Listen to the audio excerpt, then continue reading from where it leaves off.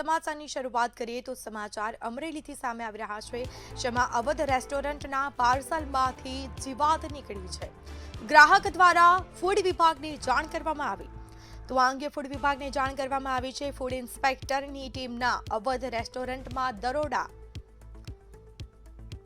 તો અવધ રેસ્ટોરન્ટમાં સેમ્પલ લેવાની પ્રક્રિયા હાથ ધરવામાં આવી છે, જેમાં સેમ્પલ લઈ અને તેને વડોદરા મોકલવામાં આવશે। તો આ સેમ્પલો ચેક કરવા માટે વડોદરા ખાતે મોકલવામાં આવશે।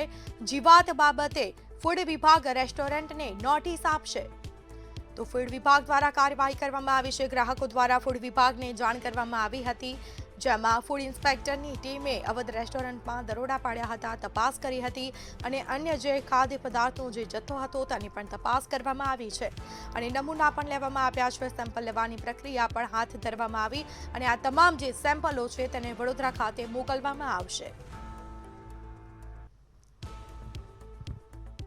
તો અમરેલીના અવધ રેસ્ટોરન્ટમાં પાર્સલમાંથી જીવાત નીકળી હતી અને તાત્કાલિક ગ્રાહકે ફૂડ વિભાગને જાણ કરી તો ફૂડ ઇન્સ્પેક્ટરની ટીમના અવધ રેસ્ટોરન્ટમાં દરોડા। ફૂડ ઇન્સ્પેક્ટરની ટીમ તાત્કાલિક પહોંચી અને હાલ તપાસ કરવામાં આવી છે, ત્યારે સેમ્પલો લેવાની પ્રક્રિયા પણ હાથ ધરવામાં આવી। સેમ્પલ લઈ અને તેને વડોદરા ખાતે મોકલવામાં આવશે। જો શંકાસ્પદ જણાશે તો તેમની સામે કડક કાર્યવાહી કરવામાં આવશે।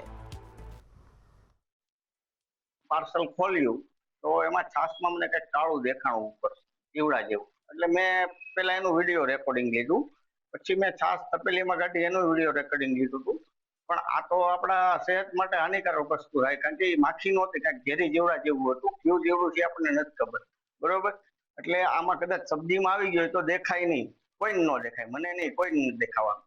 એટલા માટે આ હોટલનું કાંઈક બરોબર વ્યવસ્થિત આરોગ્ય વિભાગ, આપણે ફૂડ વિભાગ કાંઈક વ્યવસ્થિત આનું તપાસ કરી અને આગળની કાર્યવાહી કરે એવી માગણી છે।